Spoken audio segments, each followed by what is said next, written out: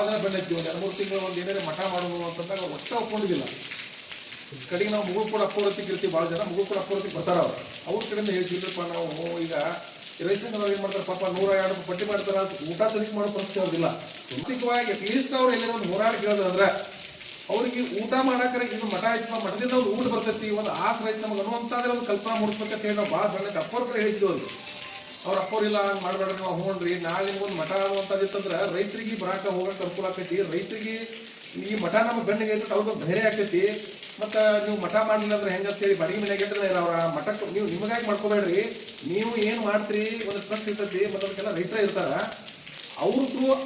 ಅವ್ರಿಗೆ ನೀವು ಆಸರ ಮಾಡಿದಂಗೆ ಆಕೈತಿ. ಇದನ್ನು ನೀವು ಮಾಡೋದಕ್ಕಂತ ಒಪ್ಕೊಂಡು ಒಳಗೆ ನಾವು ಇದು ಟ್ರಸ್ಟ್ ಮತ್ತು ಇದನ್ನ ಈ ರೈತರ ಕಡೆ ನಾವು ಎಷ್ಟು ರೊಕ್ಕ ತಗೋತೀವಿ ಅಂದಾಗ ಅದು ಭಾಳ ಪಾರದರ್ಶಕವಾಗಿರಬೇಕು ಮತ್ತು ಯಾರೂ ಕೂಡ ಸರ್ವಸ್ವ ಲೆಕ್ಕಪತ್ರ ಏನೂ ಕೇಳಿದ್ರು ಅದು ಸ್ವಚ್ಛ ಆಗಿರ್ಬೇಕಂತ ಹೇಳಿ ನಾವು ಅದಕ್ಕೊಂದು 8-9 ಜನ ಟ್ರಸ್ಟ್ ಮಾಡ್ಕೊಂಡಿವಿ. ಟ್ರಸ್ಟ್ ಮಾಡ್ಕೊಂಡು ಲೀಗಲ್ ಒಪಿನಿಯನ್ಗಳೆಲ್ಲ ತೊಗೊಂಡು ಅದಕ್ಕೊಂದು ಆ ಟ್ರಸ್ಟಿಗೆ ಒಂದು ಅಕೌಂಟ್ ಮಾಡೀವಿ, ಕರೆಂಟ್ ಅಕೌಂಟ್ ಮಾಡೀವಿ.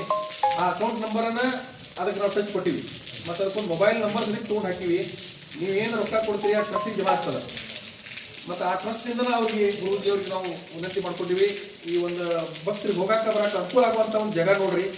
ಮತ್ತು ಅಲ್ಲಿ ಒಂದು ಗೋಶಾಲೆ ಮತ್ತು ರೈತರಿಗೆ ನಾವು ಮುಂದುವರೆದ ಏನು ವಿಚಾರಗಳಾಗತ್ತಂದ್ರೆ ನಾವು ಇಷ್ಟೆಲ್ಲ ಬೆಳೆಗಳನ್ನು ಬೆಳೆದ್ರು ನಾವು ಕೂಡ ವಿಚಾರ ತಿಂತೀವಿ. ರೈತರಿಗೆ ಒಂದು ಸಾವಯವ ಅಟ್ಲೀಸ್ಟ್ ಹೊರಗೆ ಮಾಡೋದು ಬೇಡ. ಇಲ್ಲಿ ಇರ್ತಕ್ಕಂಥ ರೈತರು ತಾವು ಭಾಳ ಜಮೀನಿದ್ದು ಒಂದು 10 ಗುಂಟೆಯಲ್ಲಿ ಅವರು ಸಾವಯವ ಕೃಷಿ ಮಾಡಾಕ ಊಟ ಮಾಡಲಿ, ಅವ್ರ ಆರೋಗ್ಯ ಚಲೋ ಅಂತೇಳಿ ನಾವು ಆ ಮಠದಾಗ ಒಂದು ಸಾವಯವ ಉತ್ತೇಜನ ಮಾಡ್ತಕ್ಕಂಥ ಕೇಂದ್ರವನ್ನು ಹೇಳಿ ಒಂದು ನಿರ್ಧಾರ ತೊಗೊಂಡಿವಿ. ಅದಕ್ಕೆ ನಮ್ಮ ಬೆಳಗಾವಿ ಜಿಲ್ಲಾಧಿಕಾರಿಗಳು ಕೂಡ ಭಾಳ ಸಪೋರ್ಟ್ ಮಾಡ್ಯಾರ. ಗುರುಜಿ ನೀವು ಮಾಡ್ರಿ, ಸಾವಯವ ಕೃಷಿಗೆ ಉತ್ತೇಜನಕ್ಕೆ ಅನುಕೂಲ ಆಗುವಂಥ ಏನೇನು ನಿಮ್ಗೆ ಅನುಕೂಲ ಬೇಕು ನಾವು ಅದನ್ನೆಲ್ಲ ಮಾಡಿಕೊಡ್ತೀವಿ.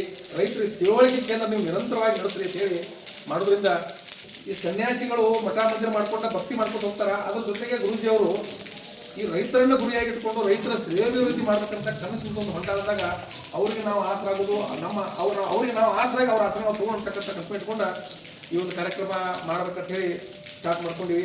ಮತ್ತು ರೈತರಿಂದ ನಾವು ಅದು ಗುರುಜಿಯವರು ನಾವು ಬೇರೆ ಎಲ್ಲ ಸ್ವಾಮೀಜಿಯವ್ರು ಕೂತು ಮಾತಾಡಿದಾಗ ಹೆವಿ ರೊಕ್ಕ ತೊಗೊಂಡ್ರೆ ಏನು ಮಾಡೋದೈತಿ. ಈಗ ನಾವು ಒಂದು 3-4 ತಾಲೂಕಿನಾಗ ಪಟ್ಟಿ ಮಾಡ್ಬೇಕಂತ ಕಲ್ಪನೆ ಇಟ್ಕೊಂಡಿವಿ. ಅಥಣಿ ತಾಲೂಕು, ರಾಯಬಾಗ್ ತಾಲೂಕು, ಮೂಡಲಗಿ, ಹುಕ್ಕೇರಿ. ಹೀಗಾಗಿ ಅದನ್ನು ಗುರುಜಿಯವರು ಮತ್ತು ನಮ್ಮ ಮುಗುಳ್ಪುರಸ್ತ್ರೀಯವರು ಎಲ್ಲರೂ ಕೂತ್ಕೊಂಡು 1008 ರೂಪಾಯಿ ತೊಗೊಳ್ರು ಒಂದು ರೈತರ ಕಡೆ 1008 ರೂಪಾಯಿ ತೊಗೊಂಡ್ರೆ ಒಂದು ಆಶ್ರಮ ಮಾಡ್ಕೊಂಡು ಅಲ್ಲೊಂದು ಗೋಶಾಲೆ ನಡೆಸ್ಕೊಂಡು ಮತ್ತು ಇನ್ನೂ ಸಾಕಷ್ಟು ಅಭಿವೃದ್ಧಿ ಕೆಲಸಗಳು ಮಾಡ್ಬೇಕಂತ ತಲೆ ಆಗಿದಾವೆ. ಈಗ ಉದಾಹರಣೆ ಹೇಳ್ಬೇಕಂತಂದ್ರೆ ಈ ನಿಮ್ಮ ಊರಾಗ ಎಲ್ಲ ಮಕ್ಕಳಿಗೆ ಚಲೋ ಶಿಕ್ಷಣ ಕೊಡಿಸ್ಬೇಕಂತ ನಾವು ಏನು ಮಾಡ್ತೀವಿ, ಪ್ರೈವೇಟ್ ಸ್ಕೂಲ್ ಕಳಿಸ್ತೀವಿ. ನಮ್ಮ ಊರಾಗ ಸರ್ಕಾರ ಶಾಲೆಗಳದಾವೆ. ಆ ಪಂಚಾಯತಿ ಮೆಂಬರ್ ಹಾಕಿ, ತಾಲೂಕ್ ಪಂಚಾಯತಿ ಮೆಂಬರ್, ಜಿಲ್ಲಾ ಪಂಚಾಯತಿ ಮೆಂಬರ್ ಸಾಕಷ್ಟು ಹಾಕ್ಬೇಕ್ರೆ ಸರ್ಕಾರಿ ಶಾಲೆನ ಅಭಿವೃದ್ಧಿ ಮಾಡ್ಬೇಕಂತ ನಮ್ಮ ತಲೆ ಬರಬೇಕು. ಅಲ್ಲಿ ಸರ್ಕಾರಿ ಶಾಲೆ ಒಳಗ್ರಿ ಭಾಳ ಬುದ್ಧಿವಂತ ಮಾತಾಡ್ತಾರೆ.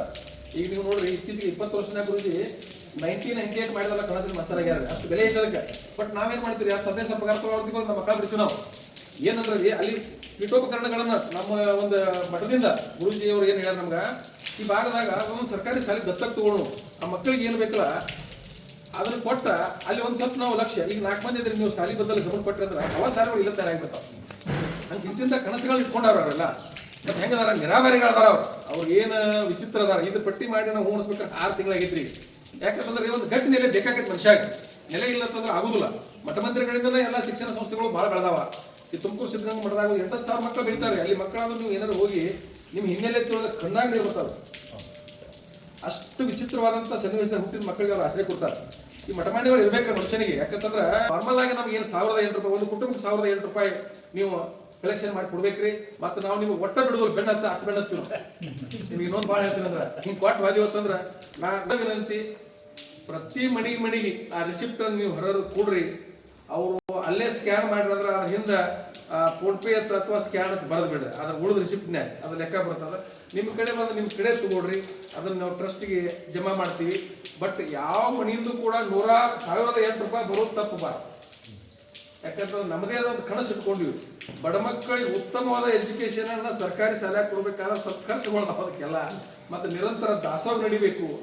ಎಂಥ ರೈತ ಬೇಜಾರು ಮಾಡ್ಕೊಂಡು ನಾವು ಮಠಕ್ಕೆ ಬಂದಾನಂತಂದ್ರೆ ಆ ಮಠದಾಗ ನಾವು ಸಮಾಧಾನ ಆಗೇ ಬರ್ಬೇಕು. ಅವ್ನು ಏನೋ ಸಮಸ್ಯೆ ತೊಗೊಂಡು ಬರ್ಬೇಕು.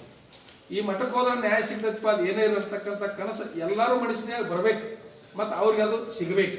ಇಂಥ ಉದ್ದೇಶ ಇಟ್ಕೊಂಡು ನಿಮ್ಮ ಊರಿಗೆ ಬಂದೀವಿ. ಅದಕ್ಕೆ ದಯವಿಟ್ಟು ನೀವು ಭಾಳ ಬ್ಯುಸಿ ಇರ್ತೀರಿ, ಎಲ್ಲ ಉದ್ಯೋಗದಾಗಿರ್ತೀರಿ. 1 ದಿವಸ 2 ದಿವಸ ನೀವು ಟೈಮ್ ತೆಗೆದು 4 ಮಂದಿ ಆಗಿ ಒಂದು ವಾರ್ಡ್ ವೈಸು ಏನೋ ಒಂದು ಲೆಕ್ಕ ಮಾಡ್ಕೊಂಡ ಪ್ರತಿ ಮನೆಗೆ ಒಂದು ರಿಸಿಪ್ಟ್ ಕೊಡೋದು, ಅದರ ದುಡ್ಡನ್ನು ಈ ಮಠದ ಟ್ರಸ್ಟಿಗೆ ಕೊಡುವಂಥ ಕೆಲಸ ನೀವು ಮಾಡಬೇಕು. ನಾವು ನಿರಂತರ ನಿಮ್ಮ ಸಂಪರ್ಕನಾಗ ಇರ್ತೀವಿ. ಒಂದು 8 ದಿವಸ ಬಿಟ್ಟು ನೀವು ನಾವು ಫೋನ್ ಮಾಡ್ತೀವಿ. ಫೋನ್ ಮಾಡಿದಂಗೆ ಒಂದು 8 ದಿವಸ ಎಫರ್ಟ್ ಮಾಡಿದ್ರೆ ಆಗ್ತದೆ. ಜನಕ್ಕೆ ತಿಳಿಸಿ ಹೇಳ್ರಿ, ಇಲ್ಲಪ್ಪ ಗುರೂಜಿ ಅವರು ಹಿಂಗೆಲ್ಲ ಮಾಡ್ಯಾರ, ಮತ್ತು ಇನ್ನೂ ನಿರಂತರ ಅವ್ರನ್ನ ಕೆಲಸ ಮಾಡೋರ್ದಾರ. 1008 ರೂಪಾಯಿ ನೀವೇನು ದೊಡ್ಡ ಅಮೌಂಟ್ ಅಲ್ಲ, ಅವ್ರಿಗೆ ಮುಡಿಸ್ರಿ ಅಂತಕ್ಕಂಥ ವಿಚಾರ ಅವ್ರು ತಿಳಿಸಿ ನೀವೆಲ್ಲ ಈ ಕೆಲಸ ಮಾಡ್ತಿರೋದು ಭಾಳ ವಿಶ್ವಾಸದ ನೀವು ಊರಿಗೆ ಬಂದೀವಿ. ಮೊದಲಿಂದ ನೀವು ಗುರೂಜಿ ಅವ್ರಿಗೆ ಭಾಳ ಸಪೋರ್ಟ್ ಆಗಿ ನೀವು ಇದ್ದೀರಿ.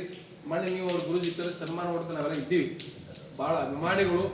ಅದಕ್ಕೆ ನಿಮ್ಮ ಊರು ಮತ್ತು ಬೇರೆ ಊರಿಗೆ ನಮಗೆಲ್ಲರಿಗೆ ಮಾದರಿ ಆಗಲಿ. ಮತ್ತು ನಿಮ್ಮ ತಾಲೂಕಿನಾಗ ಎಲ್ಲ ಪಕ್ಷದವ್ರು ಭಾಳ ಸಪೋರ್ಟ್ ಮಾಡ್ಯಾರ, ಇನ್ಕ್ಲೂಡಿಂಗ್ ಶಾಸಕರಾಗಿರ್ಬೋದು. ಎಲ್ಲ ಶಾಸಕರು ಭಾಳ ಸಪೋರ್ಟ್ ಮಾಡ್ಯಾರ. ಇಲ್ಲರಿ ಇಂಥ ಯೋಚನೆ ನಮ್ಮ ತಾಲೂಕಿನಾಗ ಆಗಲಿ. ಮತ್ತು ಮುಧೋಳದವ್ರು ಹೈಯೆಸ್ಟ್ ಸಪೋರ್ಟ್ ಐತಿ. ಮುಧೋಳ ತಾಲೂಕು ಹೋದ್ರೆ ಭಾಳ ಸಪೋರ್ಟ್ ಮಾಡಾಕಿದ್ದಾರೆ. ಅದು ಗುರೂಜಿ ಅವ್ರನ್ನ ಭಾಳ ರಿಕ್ವೆಸ್ಟ್ ಮಾಡ್ತೀವಿ, ನಾನು ಸ್ವಲ್ಪ ಕಾರ್ಯಕ್ರಮ ಬಂದ್ ಮಾಡ್ತೀವಿ. 6 ತಿಂಗಳಾದ್ರೆ ಒಟ್ಟ ಸಿಗಾಗ್ತಾ ಇಲ್ಲ ನಮಗವ್ರು.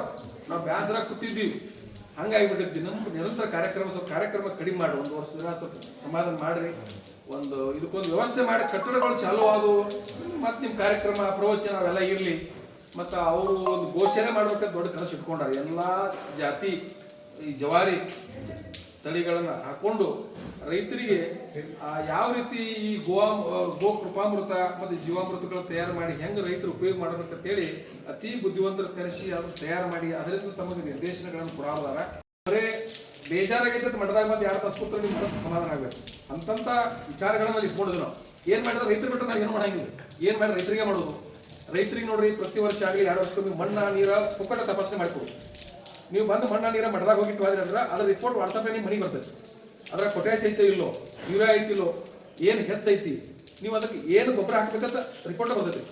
ಇಂತಿಂಥ ಯೋಚನೆಗೆ ಇಟ್ಕೊಂಡಿವಿ. ಮತ್ತು ಆದಷ್ಟು ನಾವು ಸಾವಯವ ಕೃಷಿಗೆ ಉತ್ತೇಜನ ಕೊಡಬೇಕು. ಈಗ ನೋಡಿ ಬೆಲ್ಲ ತಿಂದಿದ್ದು ನಾವು ಚೆನ್ನಾಗಿದೆ, 20-30 ವರ್ಷ ಚಲೋ ಬೆಲ್ಲ ಇಲ್ಲ ಇಲ್ಲ, ಚಾಕ್ ಹಾಕಿದ್ರೆ ಹೊಡಿತೈತಿ.